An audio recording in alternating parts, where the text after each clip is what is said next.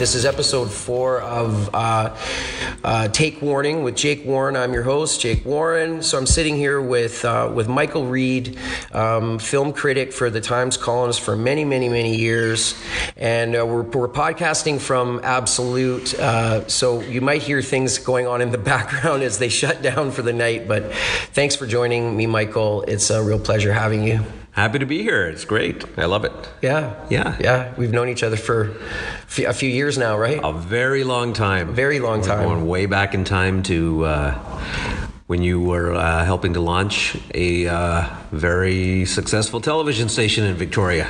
Were we successful? I don't know if we were very. I don't know if we were very successful. We were certainly successful at causing a big stir. I don't know if we were. I don't know if we were. You'd have to ask the bean counters. Yeah, I guess so. Yeah. Well, it's a strange media world that we live in. Yes, and that station has changed titles and companies a few times since that. And then, of course, I started to see you on movie sets all the time. After I left the station, I started working in movies. Absolutely. And I would see you on movie sets. Basically, every movie that I worked on, I would see you at one point during the production. That's right. And I think the last time was Chesapeake Shores, maybe, the Hallmark series. Yeah. And then Elsewhere. Did you come up and visit us for Elsewhere? I missed that one. Yeah. That's the one I wanted to go on. I mean, because I saw... what's his name? The star of Rectify. What was Aiden Young. Aiden Young. Oh my God, I would have killed to interview him. Yeah. I'm green with envy, Jake. Really? And we could have made that happen so easily. Oh, that's disappointing to find that out now because I don't think his phone number is the same. Because he does, I don't think he lives in Canada anymore, but I do have his phone number in my phone. Ooh. Yeah. No, I'm just a really big fan of him. I have a lot of respect for him after seeing Rectify. Yeah. And I'm dying to see Elsewhere. Yeah, one of these days, hopefully they will release it. Yeah, it still hasn't been released. We could talk more about that a little bit later. The topic of this particular episode of the show, because I plan on having you on the show on a regular rotating basis here. I hope you're okay with that. Put you in a regular rotation because we talk a lot about movies, or I want to talk a lot about movies on the show. And we talk about everything, but I'm so into movies that it becomes a topic that we repeat over and over and over again. I hope we do more and more of it. Just real quickly about Aiden Young, I think. Of course, my first introduction to him would have been Black Robe.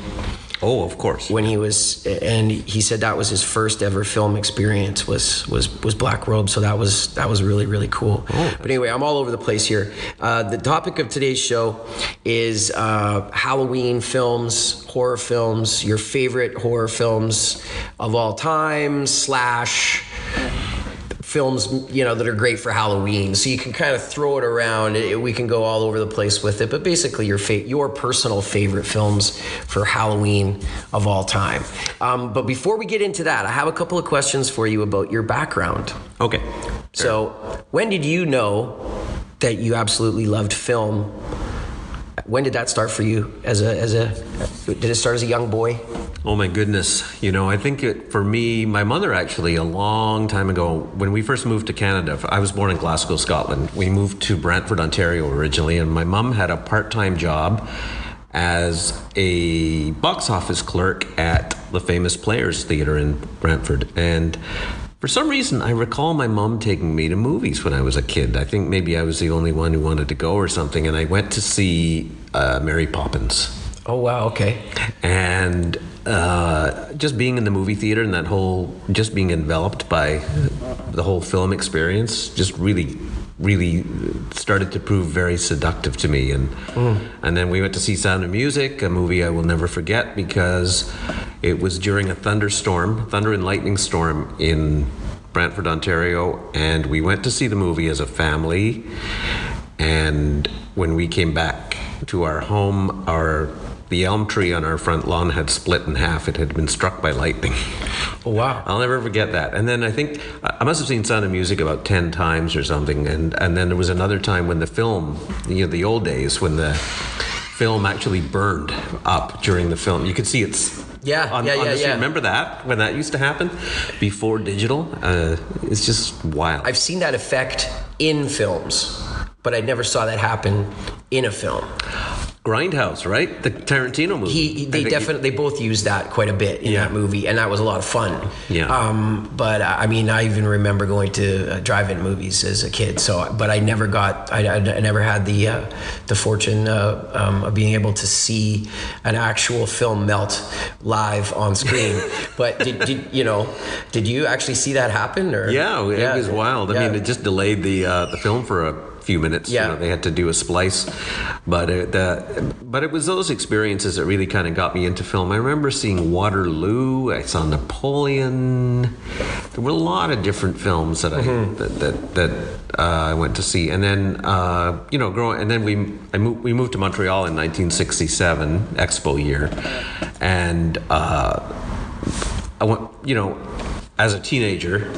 Growing up in the 70s in Montreal, I mean, movies. I mean, there were so many theaters there. Yeah. And you know what happened one day, just really quickly, this is one of the coolest things that ever happened. I had a theater company in Montreal, and I was very young. I was 17 or something when I started that company, 18 maybe. And I had to rent some lighting equipment. Started a theater company. Yeah, this is back in the 70s. Okay. another life. I had to rent some equipment from, I think it was a company. It was associated with Panavision for some reason. And I went into NDG in Montreal in this little studio, and Peter Cushing was in there filming.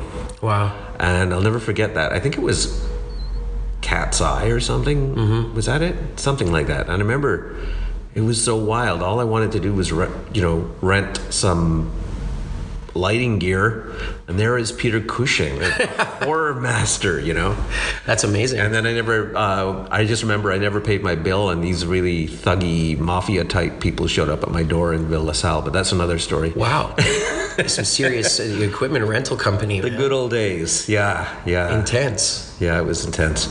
So that's a whole nother show. You ran a theater company for a while. So you got into movies. You loved film. You said your mother got you into it sort of. But when did you know that you wanted to maybe write about it? How did that experience happen? Or did you start working maybe for a smaller, like a free press magazine at one point? Or well, no, actually, it's funny because I wrote about theater. Live theater, and then when I came out to Victoria, it was in 1980, and I came out with my girlfriend at the time, mm-hmm. and we had driven across the country in a silver Corvette. It was one of those drive-away companies where you drive a person's car across the country, you have 10 days to deliver it, and you don't have to pay. They basically pay you to drive their car. And we landed I was going to move to Vancouver originally, but we landed in Victoria for a little side trip.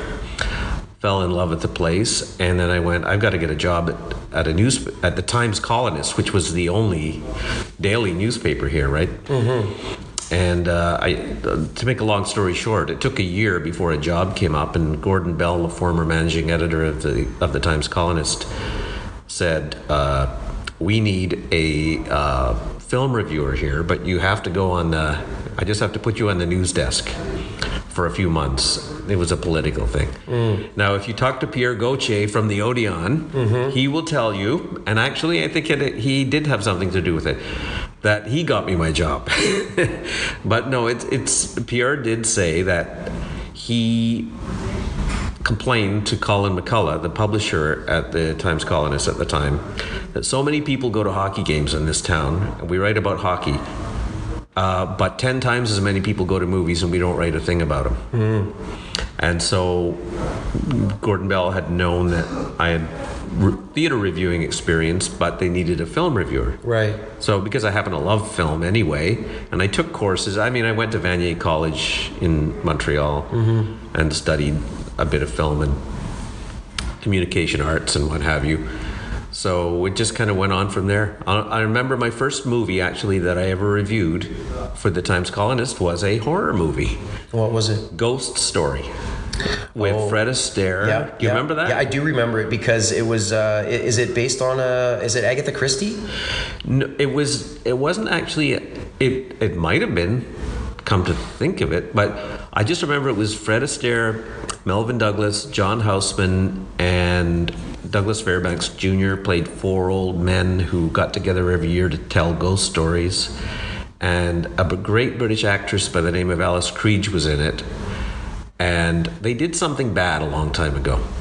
And I don't want to give it away for anybody who wants to see it. Right. No, I do know. I'll just say, I want to prove that I know what I'm talking about here. It has something to do with a body of water. Yes, it does. I'll say that. Yes. Yeah. Okay. Absolutely. And I'm pretty sure that there's a connection to Agatha Christie, or at the time there was a connection, maybe the way it was advertised or promoted, but I do remember, because my love for film started at a very, very young age, that my mom, who read a lot of Agatha Christie, had mentioned wanting to go see that film. Oh, yeah. And I didn't go because I would have been too young at the time and it would have terrified me. But I do remember watching it on TV years later and thinking, oh, here's this ghost story film. So I remember it being pretty good. It was fun. I mean, it had Fred Astaire in it, right? So, I mean, how terrifying could it be? Fred Astaire in a Rob Zombie production, right? That's just wrong. There's very little gore. Yeah, absolutely. In this particular, in Ghost Story. So you reviewed that. I did, and I love those movies, though. Don't you love movies, though, don't you find movies that don't rely on gore are just much more spine-tingling? I mean... I absolutely agree. I totally agree. And I was chatting with my girlfriend tonight about that. I was chatting with numerous people leading up to this episode, about gore in films and what type of films that they're drawn to, what really scares them, what do they enjoy in horror films. And I guess, and this is where we're going to go. I don't know if we're going to call him tonight while we're in the middle of this, but I definitely want to have Ryan Nicholson involved in this podcast. So I think what I'll probably do is call him later, and we'll do a conversation on Skype or something, and he'll be part of this episode. So you can say hi to him sort of virtually now. Have you ever interviewed Ryan? Ryan, I'm a huge fan of Ryan. Yeah. I've done big stories on him, and I got him. He came back to Victoria recently to take part in the Film Commission's Real Careers in Film and Media. Oh, right. Okay. Film industry fair that I helped organize. Yeah. And I love Ryan. I have a lot of time for Ryan. Yeah, Ryan's very cool. He's a very cool guy. Yeah, we go way back to junior high, Shoreline Junior High. Oh, really? Yeah. That's cool. Yeah. I didn't know that. That's cool. Way back to 86, 87, 88, around that time. When he bought a T-shirt off me. I hope I gave him a good price. I hope I didn't, wasn't too hard on him. But he bought a T-shirt, COC, Corrosion of Conformity T-shirt. It was red ink on a white shirt. I remember it. I mean, our first punk shirts that you got that were cool changed our lives, right? So, especially if nobody else had it, and they were so rare back then. And I remember Ryan coming up to me at school and saying, "Hey, man, can I buy that from you?" Or maybe I said, "Hey, do you want this?" Or he was really into it because it was quite graphic.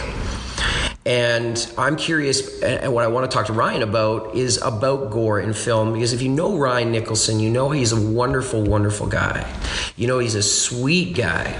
You know that he's kind-hearted and approachable and very friendly, and he makes movies that are some of the most brutally gory and vicious films I can't watch them. Yeah. So where is it for Ryan? Where's the artistic merit in it? Where I'd like to hear I don't want him to defend himself. I believe there's a place for artistic expression, all levels of it, all interests. He's not hurting they're not hurting anybody. But what about those films, why should people see them? Why should people see other people suffering so horribly and all that blood and guts? What do you think about that? I mean, that's a really good question, and I agree with you about Ryan. He is a sweetheart. He's a great guy, a great craftsman, a great artist. I think for Ryan, all I would say is he knows how to please the genre audience. He knows how to deliver what the audience wants, and that's he would have to speak to that more himself. Sure. And I think he's moving away from that, but you could also ask him about that. Yeah. No, I'm really curious. So we'll chat with Ryan later on in the show, and we'll find out what he thinks about all of that. But I fully agree with you. We'll talk about our favorite horror films here in just a minute. But I am definitely leaned towards, my girlfriend and I a lot lately have been going on BBC on YouTube and finding all sorts of old classic Victorian era like horror and ghost stories that are there's not a drop of blood in these things. And some of them, the filming is so weird and twisted because it was nobody had budget back then, right? And it was British in the 1960s and 1970s. And it's really cut and paste, some real horrible editing, and it makes it really, really creepy in its own way. I know, it's amazing. Bad production value, you know? Who knows? And those are the movies that stay with you too. Like I remember as a child, I remember getting up out of bed one night and there was a horror movie playing on TV in the living room, and I think Alistair Sim was in it or something, and it was a woman who had been locked in a trunk of a car, and she came out of the trunk of the car and went in the front door of somebody's house, dripping with blood, with a nightgown on. An absolutely horrific image. And I remember as a child seeing that image, and it stayed with me to this day. Yeah, you're talking about it right now. Black and white. Black and white. Yeah. So I know what you mean. And there's so many movies, right? I mean, there's just so many. Okay, so Peeping Tom. 'Tis the season for what is it? The season of the witch. 'Tis the season for scary films. So we're talking to Michael Reid here about his favorite horror films. About horror films, we chatted a little bit about how you got into writing, and that's all. You know what? We could talk for. I have so many more questions about your interest in film and how you got to be writing, and of course your time with the Times Colonist. How many years were you with the Times Colonist? 36 years. 36 years. I know, and you it's can amazing. swear because this is a podcast, Michael. Oh, that's great. We're not going to edit you here. Good. We're not going to censor you here. You can say whatever it is that you want to say. So let it all hang out, man. That's good to know. Okay. Yeah, you know, there's some things you couldn't say in the Times Colonist, but you can say them here. Okay, that's great. Well, congratulations on a great career with those guys, and I'm hoping that you're enjoying your time now, kicking back and relaxing for a bit. Well, I don't know about relaxing so much, but it's definitely it's a nice new chapter. Let's put it that way. Right on. I mean, it was great, you know, at the Times Colonist back in the day, writing about all of that kind of stuff. Mm-hmm. But I wasn't really into writing about news, hard news, which is where the future is lying. You know, at the Times Colonist. So, like, you know, for me and some other people. So, I wanted to move on, but. Okay, real quick question before we get into favorite Halloween films of all time.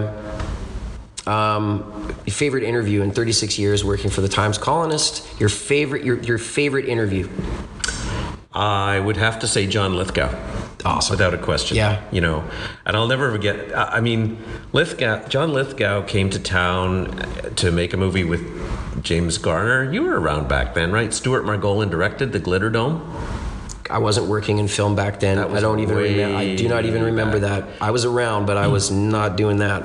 That was in the 80s, and I remember Oak Bay Marina doubled as Marina Del Rey, and they had Paramount Studios, a fake Paramount Studios sign at Vic High or something. But anyway, John Lithgow, you want to talk about a sweetheart. He came into town, and I was supposed to interview him on a Monday morning at a restaurant called Goodies, which is no longer here. I used to hang out there after school. Remember that? Yeah, absolutely. Yeah. Best omelets in town. Great breakfast, great hangout place for a lot of my friends and I. Yeah, it was great. And so I had never met the guy. I just knew I was excited because I had seen Garp, World According to Garp. I love that film, John Irving. So great. Yeah. And I was pumped, I'll admit it. I was, you know, a bit starstruck almost. And I remember I got a phone call from CKDA radio saying, would you be willing to help judge some beauty contest at the Thatch or something? Do you remember the Thatch? Don't remember. It was like in the Royal Oak. Don't remember the Thatch. You know, that was like one of those nightclubs, a real meat market, right? And I don't know why I agreed to do it. I have no idea why I agreed to do it. But it was on, so this came in on a Friday. It was on a Saturday night. I made my way out to the Thatch. And it was kind of not really something I was proud of participating in because I didn't really realize what I was getting into. It was basically a bikini contest. And all these girls would get on stage and we'd have to, whittle it down, to, the finalists, the semi-finalists, all this stuff. And we'd go in a room and their Polaroids would be on the wall. It was pretty cheesy, and it's like, okay, she's gone. Okay, who's left? Let's go out again. But when I walked into this room at the Thatch, who's there but John Lithgow? And I went, John Lithgow? And he goes, and who are you? I went, I'm Michael Reid. We're supposed to have an interview Monday morning. He goes, Michael, thank God you're here. I said, what are you doing here? Somebody called my hotel room and asked me if I would do this. And apparently the film production company, they were furious that the station had tracked down John Lithgow at his hotel room and asked him to do this. Yeah, it's kind of going against all protocol. It is going against all protocol. So me and John Lithgow became buddies because there were some other judges there as well. But we were kind of like hanging out together and going. And I just remember one thing. He leaned over to me and said, Michael, this is brutal. I said, I agree with you. He says, okay, put on your happy face. And we went out and we had to go into the nightclub every now and again and watch them do a little, show and tell parade thing on the stage, go back into this room, have a discussion. And I remember I had the stomach flu or something that night and I was almost ready to be quite sick. And I thought I was going to throw up. And John Lithgow said, can I get you a tissue? And I went, oh my God, this is so humiliating. This is so embarrassing. Wow. But he was a gentleman. He was a sweet, sweet guy. Wow. We had our interview Monday morning, and it was great. We laughed about it.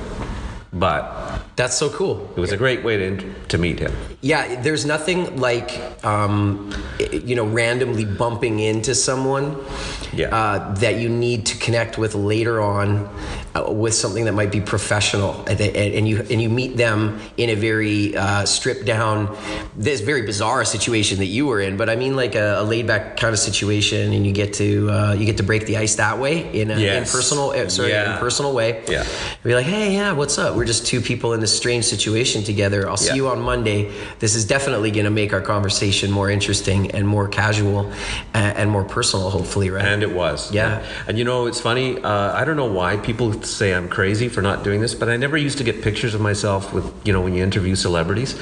I just, it's not me. Like the autograph thing, I don't know why. Everybody does it now, right? I think it's cool that you don't. And I actually, there's only a couple of people that I've worked with where I really wanted to have a photograph with them afterwards. Yeah. And I'm glad. Well, that would have been Parker Posey. Oh, of course. And Ken Jeong.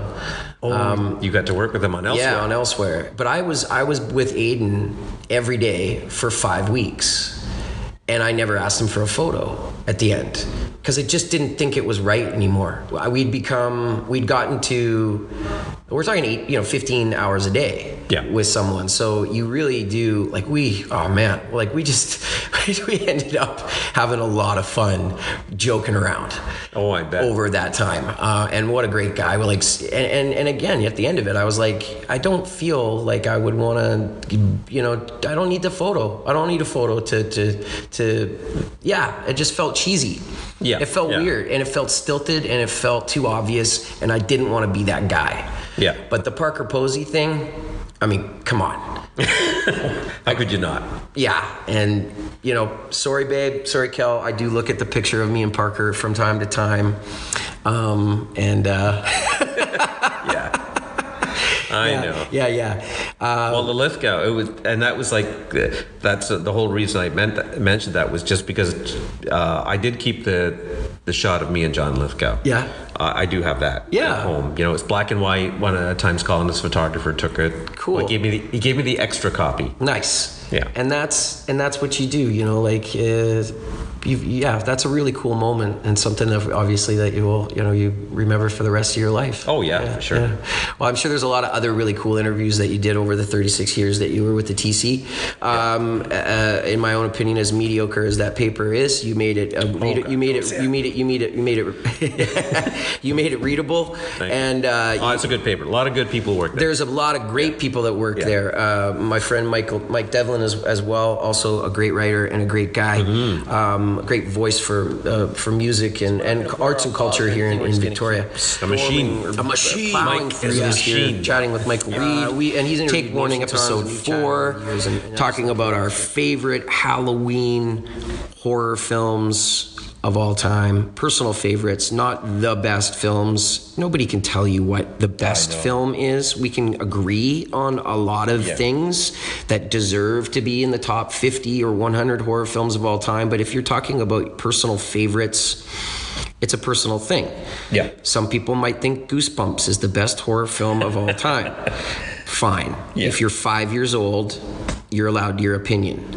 But hopefully by your time you're 35, you change. Goosebumps is not your favorite. What are your favorite horror films of all time, Michael? Tell me. Well, it's definitely not Phantom of the Mall. That just came to me for some reason when my children were younger. I think I watched that 10 times. Remember Phantom of the Paradise or something? Was that with Kiss? With Paul Williams, the little guy with the glasses, the musician. Oh my gosh. Robbie Williams? I don't know. Oh, it's a lot. Anyway, it was a variation on Phantom of the Paradise. Anyway, but no, my favorite, in no particular order. Yes. Because I find that weird when you go, no, this is better than that one. Yeah. You know, but I would say The Exorcist is definitely one of them. Just because of, you know what it is, and you'll appreciate this because you're so into music. Isn't it amazing how music can make a movie? Like Tubular Bells.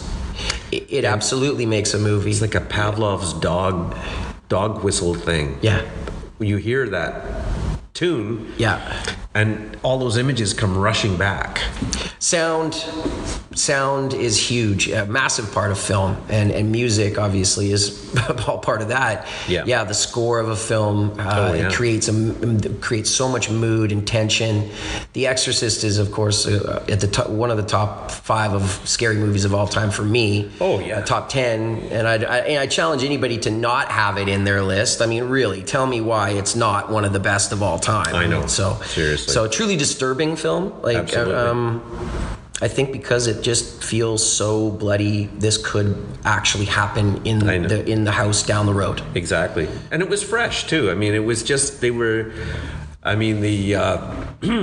is a podcast, right? Yeah, it's a podcast. The scene where she's going, the devil's coming out of her mouth, going, "Your mother sucks cocks in hell." Yes, she's puking and that just stays with you. And we hadn't seen anything like that. No, it definitely crossed the line, or not crossed the line. It smashed through the line of what people had seen before. The subject matter, the graphic nature of it, and the fact that she was a young innocent. Yeah. And this family is trying to stay together. I thought it was interesting that it was about that she was a film star. Mm-hmm. The main character. Who's that again? The actor? The female. Linda Blair? Not Linda Blair. The young girl, the woman who plays her mother. She's an actor in the film. She's an actress. She's on location. Ellen Burstyn, who should have won Best Supporting Actor for, or did win it for,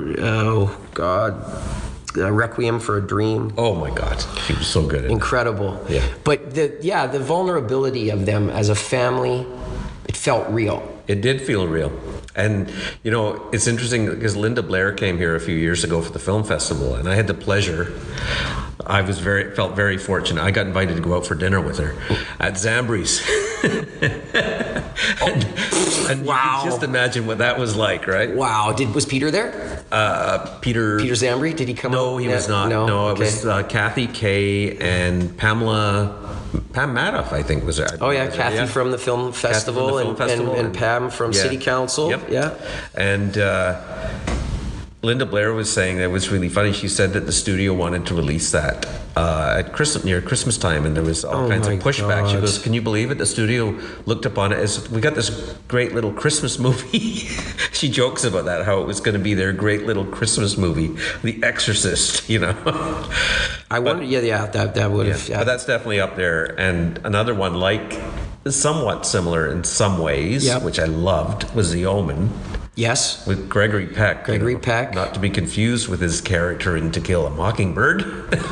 But very different. Well, he plays the strong, supportive, caring father figure. Yeah, that's true, actually. You played a diplomat in that, right? American diplomat. Yeah, he was an American diplomat, and he, I believe his wife has had a miscarriage. That's right. Yeah, that's right. Right. And so they adopt. Yeah. No. They don't adopt. They adopt the son, Damien. Okay, real quick, we won't go to too much plot points, but if you haven't seen The Omen by now, really give your head a shake. But okay, so if memory serves, they find out that she is giving. That's right. They go to adopt, but the night that the birth of the child, they go to pick up the child, or they're there for the birth of the child, and the mother doesn't have a baby. A stillborn. She has didn't they say that she had a dog? That's right. Oh, it's all coming back to me now. Your father was a dog, or something like that. This is interesting. Okay, I gotta watch that movie. Yeah, now, but that was 1976. She doesn't have.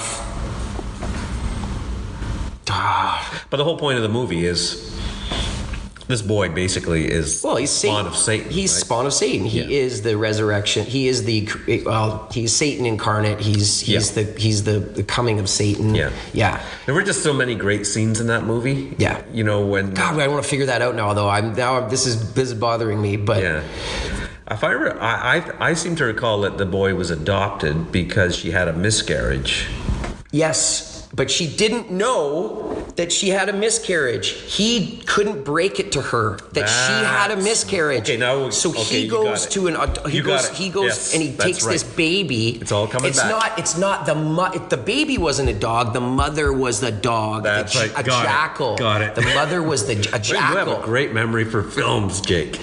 Yes. Yes, you do. Well, I love them, I mean, this is the only way I get to validate that love for film is to have this fucking podcast, so people can go, isn't it great that you know so much about movies? Yeah, exactly. To this day, the scene where there was a scene in the movie where there is a truck with a pole in the back. Yes. And there's an impalement. Yes. To this day, when I drive behind a pickup truck with stuff loosely in the back, like especially poles or spikes, I change lanes as soon as it's humanly possible. Catherine, do not pull in behind that truck that has all those poles. She obviously, this is a phobia for you. Yes. Anytime you see a collection of aluminum, it's like you have to avoid these areas. Absolutely. Because you're worried. You know what? That also happens in The Exorcist. That also happens in The Exorcist. Yeah. I gotta watch that movie again. There's an impalement scene. Yeah. What is it with impalement and Satan movies?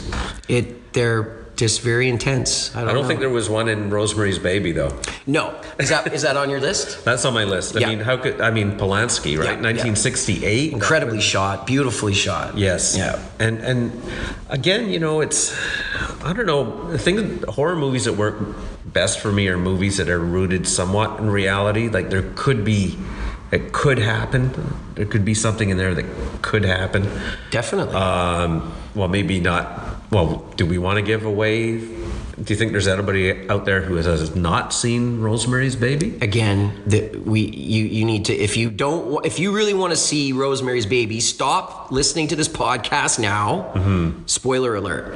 Please go on, Michael. Yeah. Well, she realizes that she's surrounded by Satanists, right? Her neighbors are Satanists, and that revelation was really chilling. and the way it all happens, the way it's all revealed, yes, and just the way that film was shot, it was just Roman Polanski's a genius. I mean, you know, loving that film, but also loving Ruth Gordon and loving her in Harold and Maude. Yeah. I can never, and she's also great in my Bodyguard with Chris Makepeace, which is shot in Chicago. Another great film of my youth. She's so zany and fun in those two films that when she's in Rosemary's Baby and I watch her there, I almost have a hard time thinking of her as a evil or sinister character, you know, because she's so. But then she does kind of nail it at the end. She totally does. She's twisted. Yeah. Her outlandish behavior and her funky kind of her little, you know. Yeah. I love the way she does that. You know, my mom actually has very many Ruth Gordon mannerisms, and I absolutely love it that she's turning into Ruth Gordon. Actually, oh my God. Yeah. So I was like, go ahead, Mom. You can totally turn into Ruth Gordon if you want to. She's funny. Yeah, that's hilarious. So okay, Rosemary's Baby. All right, keep moving on. Okay, for me, this movie stands out. This stands apart from everything else because have you ever seen Don't Look Now? A Nicholas Roeg film. It was 1973, I believe. It was 1973, but I didn't see it until I went to college in Montreal at Vanier College again. It was a cinema class. It was a sunny afternoon. Yeah. We watched Don't Look Now. First of all, I should just... Donald Sutherland plays an architect. His wife is played by Julie Christie. Yes. I can see the cover. They've lost their daughter. Their daughter has been tragically taken from them.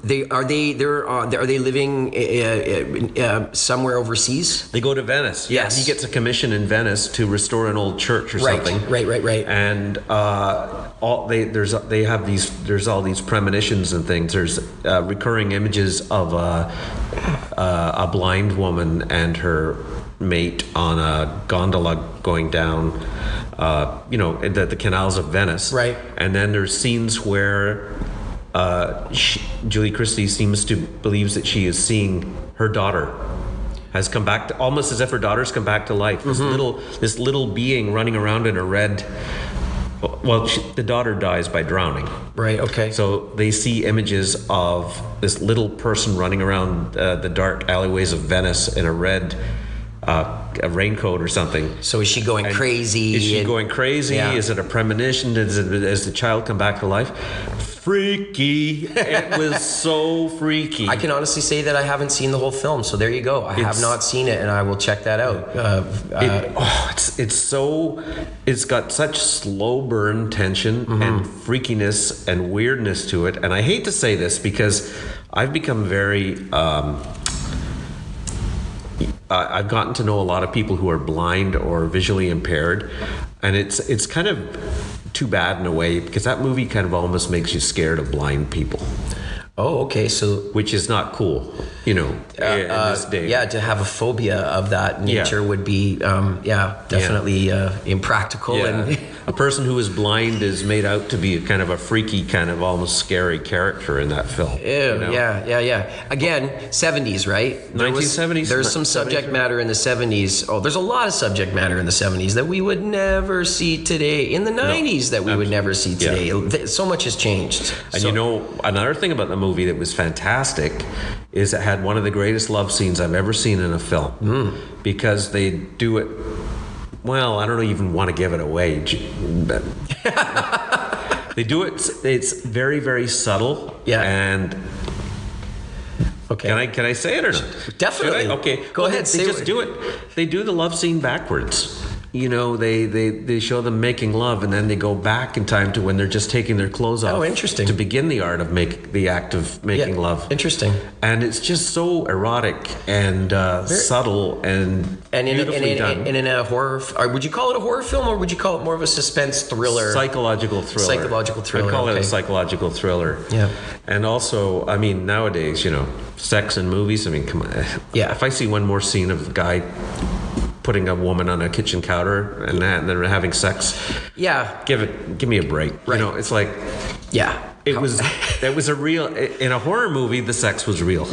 Any time that act could be shown in a film where you are, let's say, 99% of the other content or 90% of the other content in the film is intense, is thriller, edge of your seat. You're trying to survive. You're being chased. There's your horror, a roller coaster ride, and all this is happening to these characters. And then there's a love scene. How do you fit that in? It's a very, very it's very challenging. So to have it done well is great, to Absolutely. be able to pull that off is really cool. Is really cool. It's a challenge. It's really challenging. Hey, there's some, you can open the door. We can always edit. Okay, moving right along here. Just go through with Michael's list. Well, you I guess you originally asked me top 10, but just 10. Let's just say 10. Yeah. Obviously, Psycho. Yeah, the original. Would you agree with that, or not the remake with Vince Vaughn? No, not the remake. Not the shot-by-shot remake. What was he thinking? What was Gus Van Sant thinking, man? That's right. It was Gus Van Sant. You know what? He probably really loved the film. I wouldn't be surprised to find out that he was a huge fan of Hitchcock. Yeah, probably. And then it just got away from him. Vince Vaughn was popular. Yeah. Yeah. But the original, I went to a symphony concert here a couple of years ago, a Pops concert, and they were doing the music of Bernard Herrmann as part of it, and the conductor said was saying why that film was shot in black and white it was a budgetary consideration. Really? And the reason it was strings rather than big lush orchestration was budget money. But can you imagine Psycho without that score, without that lean? Isn't it funny to find out that these budget restraints and mistakes are unavailable? So-and-so wasn't available, so we used this guy. And then now nobody will ever think of the film without that person. And I know. It's very funny how that happens. But obviously the classic shower scene, what more can you say about that, right? We were talking about this the other day. I don't think except that there's, of course, it's black and white, but the blood, but you don't see the knife going into the body. You don't hear any squishing sounds. I don't think you hear. No. Do you hear like a music? You hear music as the knife is going in. Yeah, and you hear the score. You hear, but you don't. There's not the typical things that you see in films today where they're trying to scare you, which is, sounds of blood and guts flying around and screaming. Yeah, exactly. Which disturbs me and makes me uncomfortable as opposed to giving me a thrill. Exactly. Yeah. So Psycho. That was a good one. That was great. The Shining. Oh man. Red Rum. Jack. God. The Jack Nicholson, the way we wanted him to be in so many. Old Jack. Yeah, that's my favorite. That's my favorite. One of the top 5 films of all time, and definitely my favorite horror film of all time. The Shining. The Shining. Yeah. Why would you say?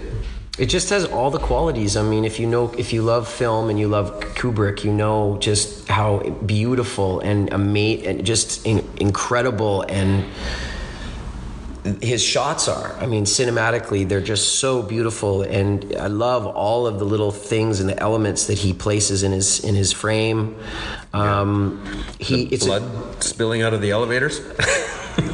When have you seen 237, the room 237, which is the documentary about I have him? not seen that. You really need to see that. You really need to see that. Yeah, it's all about how Kubrick made that film, and I got to see that. There's apparently numerous. Well, it says it in the film, and I haven't really watched it immediately after to look for these things, but I have looked for some of the countless subliminal messages that Kubrick left within the film. Things that your eye doesn't pick up, but that are there. That you are seeing. It is in being. You are capturing it into your mind, but it's something that's happening subliminally to you. So. Oh, interesting. Yeah. There's all sorts of images and things that they're layers and layers and layers. But the film is just such, again, slow burn, incredibly acted, and Shelley Duvall, was just like.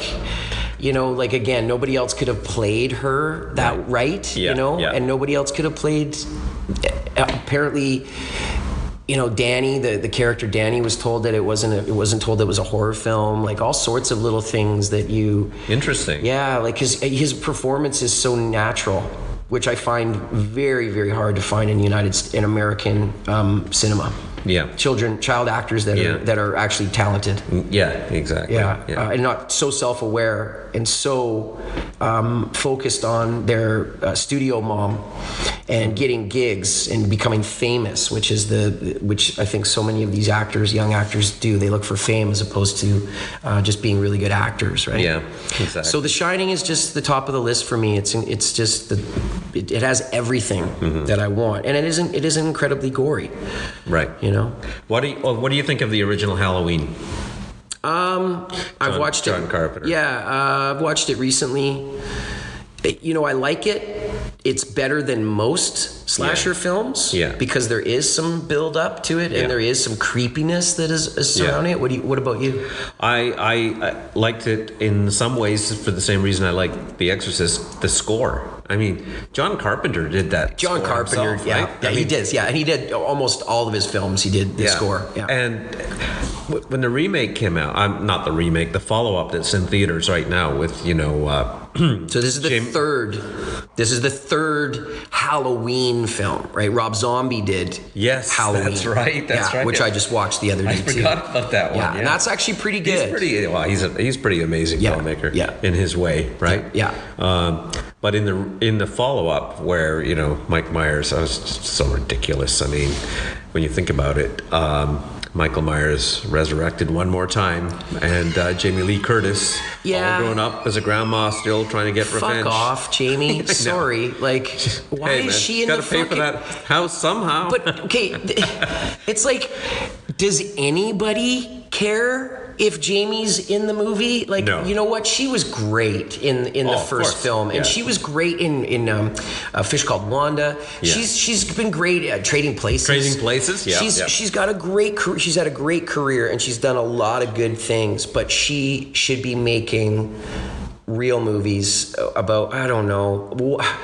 She should be doing like Blythe Danner, that movie. Okay, can I ask you this? Have you seen it yet? Have you seen the new Halloween? The newest one? Yeah, I have. Yeah. Okay, can I ask you one question? Yeah. Does she end up kind of fighting Michael Myers? And how old is she supposed to be in the film? Well, I think she's in her 60s. Okay, so you can still kick ass in your 60s. Yeah. If Clint Eastwood can still kick ass. Yeah.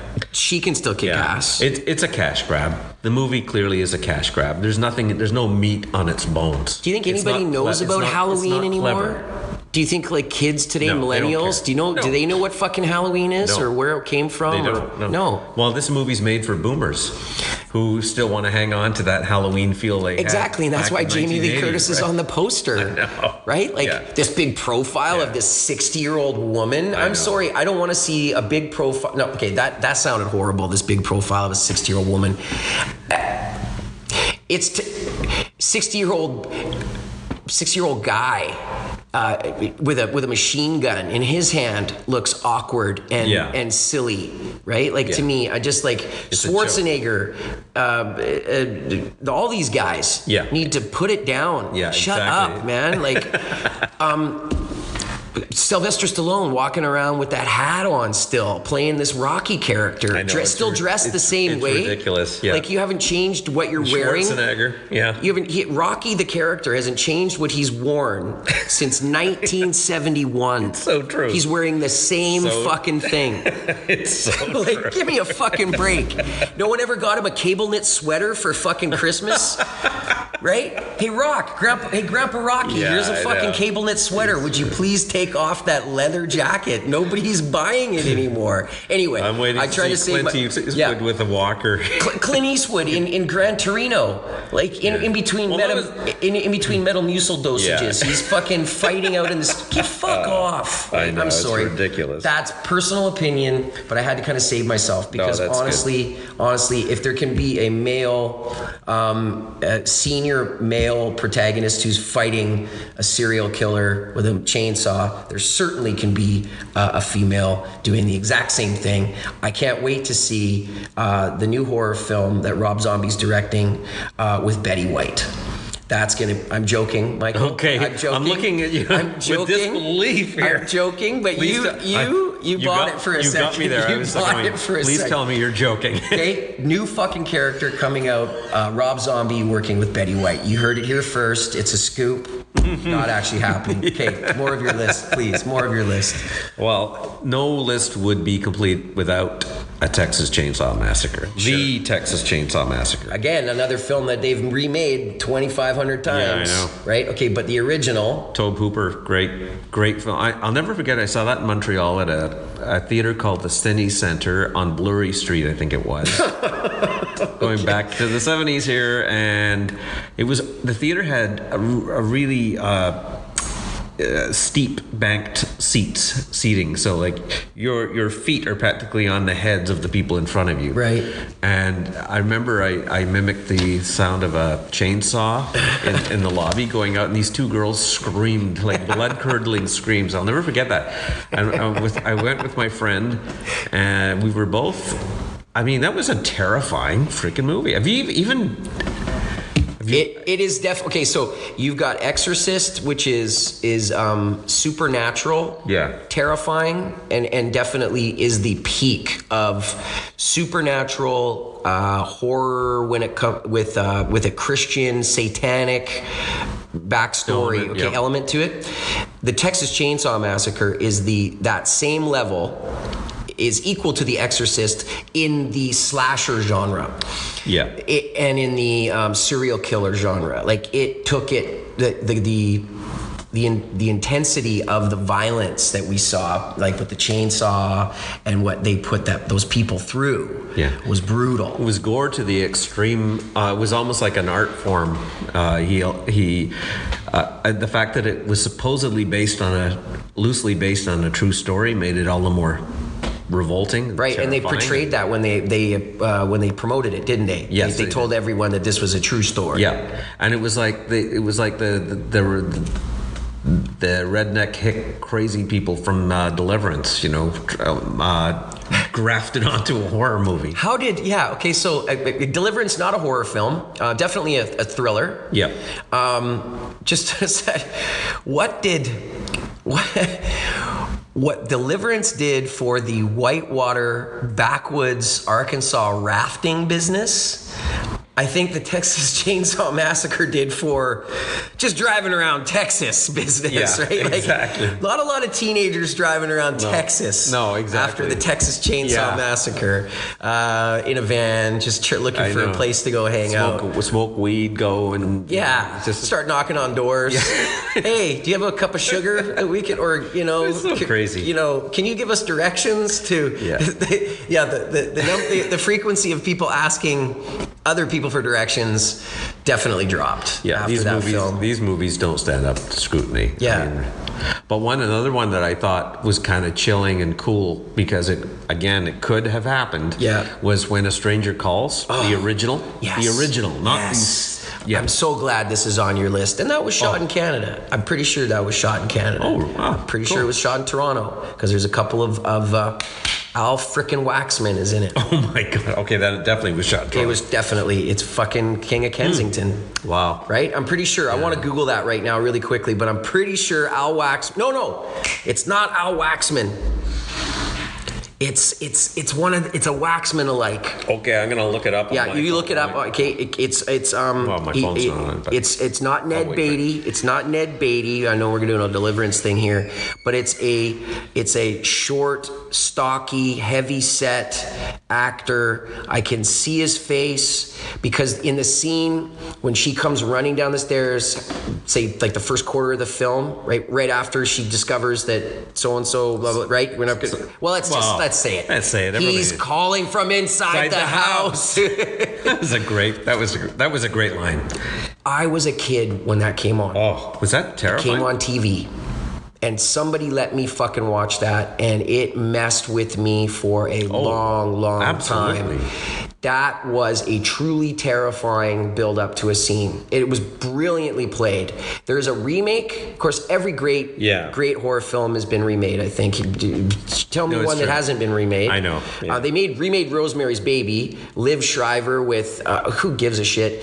Horrible film. Mm-hmm. It's great. Charles Durning? Charles Durning.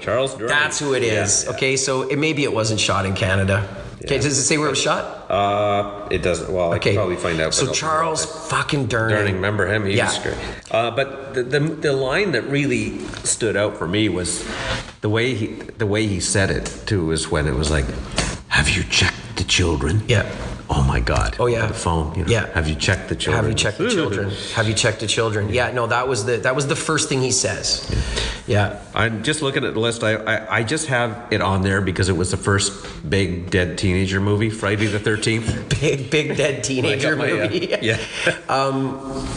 I've got my Crystal Lake hat on. You've got your Camp Crystal Lake hat on, which is awesome. I saw the trailers as a kid. Never saw it in the theater because I was too young. Just the trailers scared the living shit out of me. Okay, so Camp Crystal Lake and Friday the 13th. Why is that on the list? It's just on the list because it was. You said because there's the first big slasher film. Because it was the first of those first movies. It was the first big movie where it's like have sex, will die. And it's like you kids are gonna have sex, you're dead, man. It's just as soon as someone rolls a joint, I just watched Scream the other night because it's on. Oh yeah. Okay, which is actually pretty good. It's fun. Very good. It's fun to watch. And he Jamie, what's his name? Doesn't matter. He says there's the rules. The rules of if you want to get killed in a horror film, these are the rules. You don't do certain things, and one of them is to have sex. Obviously, first one, don't have sex. Second one is don't get high. Right. Which everyone in the film is like, boring, lame, right? And then the other one, which is. Don't say I'll be right back. That's so true. And the other one, and I don't think he says it in the movie, but don't ever go looking for somebody else. Mm-hmm. Right? I'll just go find them.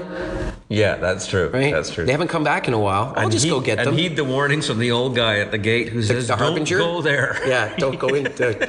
Yeah. Don't go down that pathway. I'll tell you about the story at another date, but someone said that to me about the film industry once. You don't want to go down. Don't go down that way. It's horrible. What will happen to you? Okay, so Friday the 13th been remade a million times. I watched the first two. Yeah, are worth watching. Yeah, well, probably. Usually, you could have some luck with at least the first one, the first sequel, generally speaking. Yep, the second was actually pretty good. Yeah. My favorite, actually, there's a fellow who was one of the pioneers of filmmaking in Victoria. When I say pioneers of filmmaking, I mean like post-1980s, Randolph Sheveldave, who was instrumental in getting the industry off the ground here. And wow. he ended up becoming a producer, and we bugged him because he made Friday the 13th Part 8. Jason Takes Manhattan. I mean, how do you go from the backwoods to... Jason Takes Manhattan. I get that Jason ended up in New York. First of all, isn't Camp Crystal Lake take place? Yeah, in upstate New York or something like that. Okay, so let's figure out how the fuck is a serial killer of Jason at his state and age. He's been brought back to life twice. Yes, I believe. Yeah. Electric, because I watched a bunch of these recently. Okay, because they've all been on Netflix, and I've been writing and drawing and doing certain things, and I have them on in the background. So I've gone through a lot of them recently. I think he's electrocuted and brought back to life, like technically within the storyline, brought back to life at least twice by some action. So how does a guy like that commute to New York? Like, do you think he hitchhikes? Does he get on a like a SkyTrain type thing or a subway?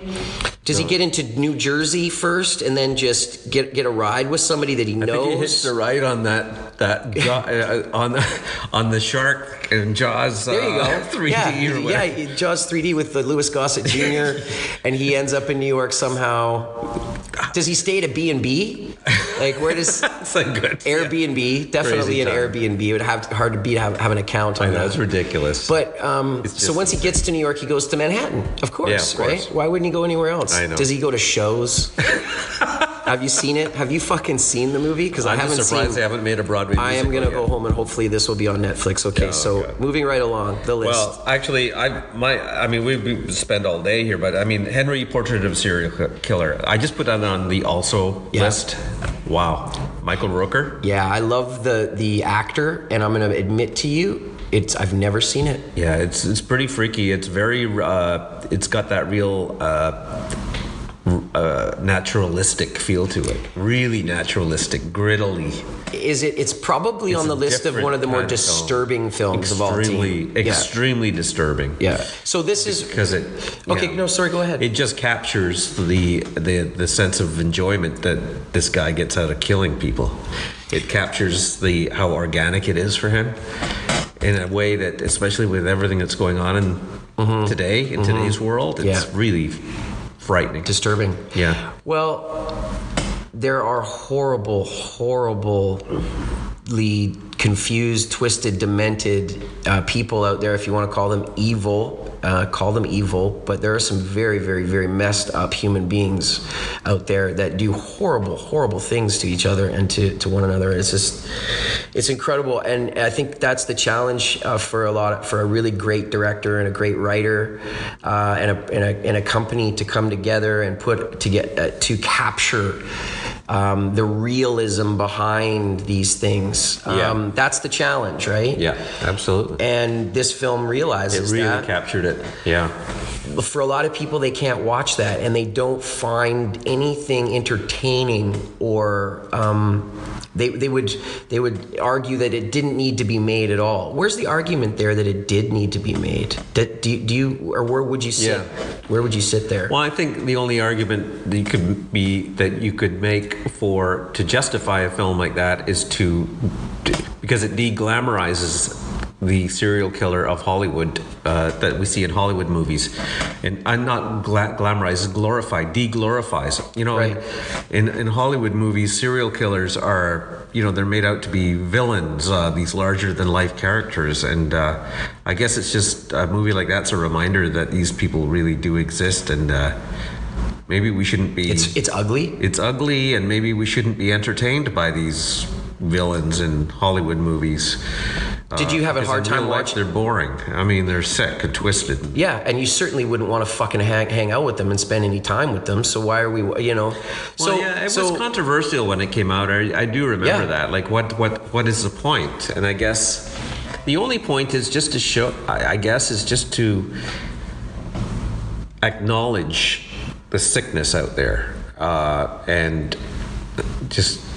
Yeah. Sometimes art is ugly. Yeah, exactly. Sometimes art is ugly, and it was an amazing performance too, Michael. Where do you think it crosses the line? Where do you think? Have you ever seen films like Frontiers or Martyrs or some of these films that are, there's a lot of European, the Serbian film, there's European films that are, banned in some countries, and they're so graphic and they're so brutal. Yeah. And realistic. Yeah. That people would say that they're really, really, really disturbing. It's almost like porn, right? Well, I wouldn't say.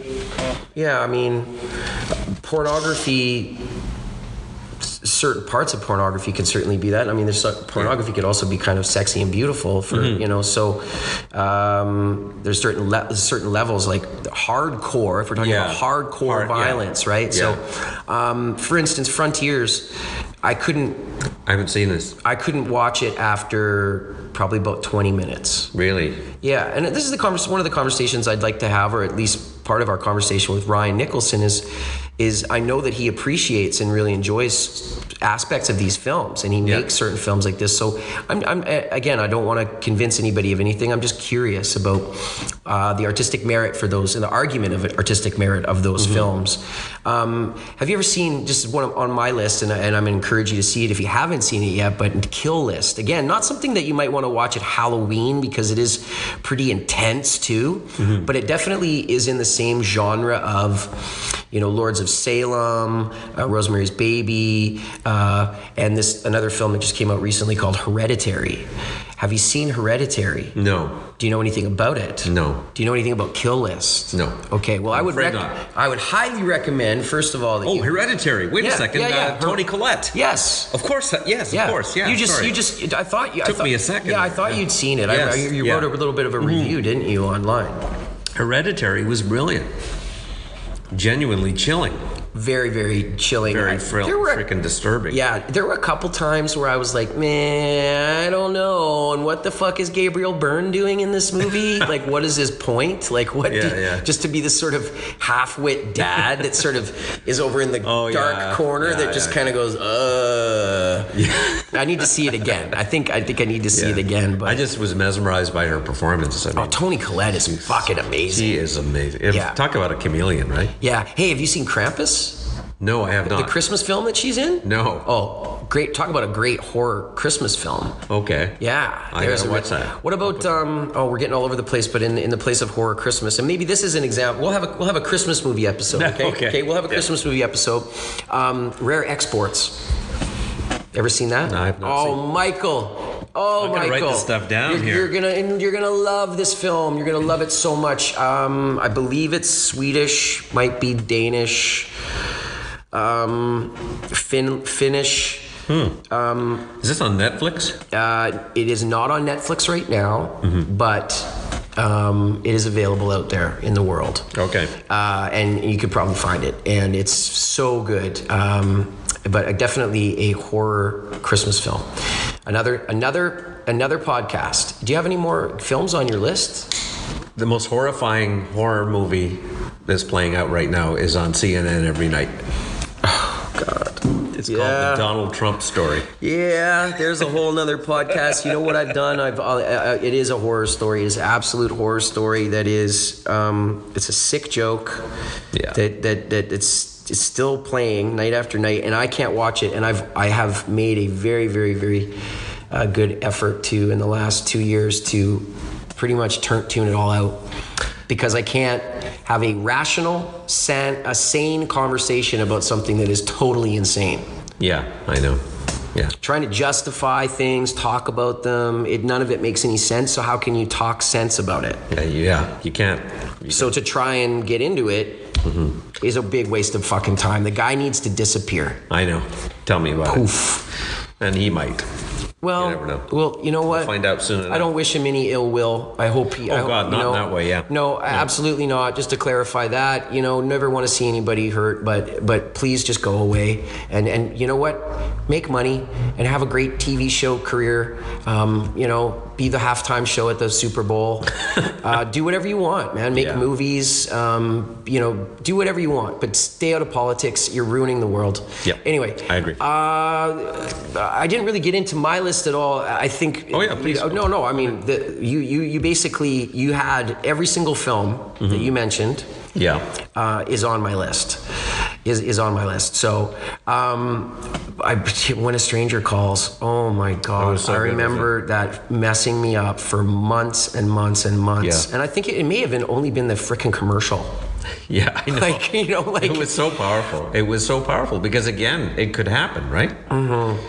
I mean, anybody who's ever suffered through a home invasion would even relate to that, right? Yes. Just, I mean, Blair Witch Project too. We didn't mention that one. I don't like those. I hate found footage movies now because they're all fake and it's so familiar. But I have to admit, Blair Witch was fresh when it came out. It kind of freaked me out a bit. I might need to see that again one day. Yeah. I think that's on my list of films I only need to see once, though, too. Yeah. So, in conclusion here, because we can't talk forever, obviously we're going to go chat with Ryan Nicholson here about his top 10 favorite Halloween films of all time. We'll get into that in a few minutes. But, I guess the film recently, Hereditary for me. I'm a big Aliens fan, or Alien genre. Not really a Halloween horror film, but I do love the Alien series. Look, I'm trying to. I'm more into the suspense thrillers than the horror films these days, and we're really in a renaissance period of television production and really great European stuff that's coming over. And we're getting a chance to see stories from all over the world. So there's a lot of great foreign language horror films that are out there. That's a whole nother show. Yeah, Suspiria. I'm looking forward to seeing. Old. They're just and there's a whole remake apparently that's quite good. I guess top film of all time for me, horror, suspense, thriller. Again, The Shining, just has every element of it. Hard to argue with that. Yeah, I would almost agree with that. I would just say Don't Look Now in terms of genuine, as far as a real psychological creep show goes, to me that was very, very muted. Cool. But all right, for people out there who haven't seen The Shining, don't listen to this show anymore. That I'm scared. Yeah, no, seriously, what's wrong with you? Go see The Shining, or rent The Shining. You have to see it if you're a horror film fan. You haven't seen it. Your collection and your the films your list is not complete. And you say Don't Look Now, which I have never seen, so I need to go and watch that. 1973, Donald Sutherland. Julie Christie, who has aged remarkably well. She looks beautiful. Yeah. Thank you very much, Michael. Michael Reid joining me here, episode 4, Take Warning. Next episode, it'll probably be with Ryan Nicholson about the very same topic, favorite Halloween films of all time. If we don't put it into this episode somehow. But thank you very much, Michael, for joining me on the show. I'm sure we'll see you again. Absolutely. All right. My pleasure. And looking forward to seeing what happens here in the film industry over the next few years here in Victoria. I hear the new mayor of Saanich is talking about a film studio. Well, that would be nice. Yeah. What do you know about that? I haven't heard a thing about that one. Nothing? Okay. Well, we'll see what happens. Yeah. Politics is just not my game. I mean, I just tuned the whole municipal election thing out this year. I don't know why. Right. Yeah. Are you going to keep writing, or are you doing anything with your writing and film and being film critic? Yeah, for sure. Where can we keep reading your film reviews? At the moment, I've been doing a bunch of stuff on Instagram, which is really interesting because I always enjoyed writing mini reviews most when I was writing, kind of more abbreviated reviews, and that seems to be working for me on Instagram. Awesome. And I've got a website that's come up and coming. Yeah. If I can ever get it together, and I'm doing some freelance writing for a magazine called Movie Entertainment, and other publications. Let's just leave it at that for now. Okay, where can we find you on Instagram? At Michael D. Reid. Awesome. There you go. Nice and simple. You heard it. Okay. Thanks for listening, everybody. This is episode 4 of Take Warning with Jake Warren. We'll catch you next time. Thanks for listening.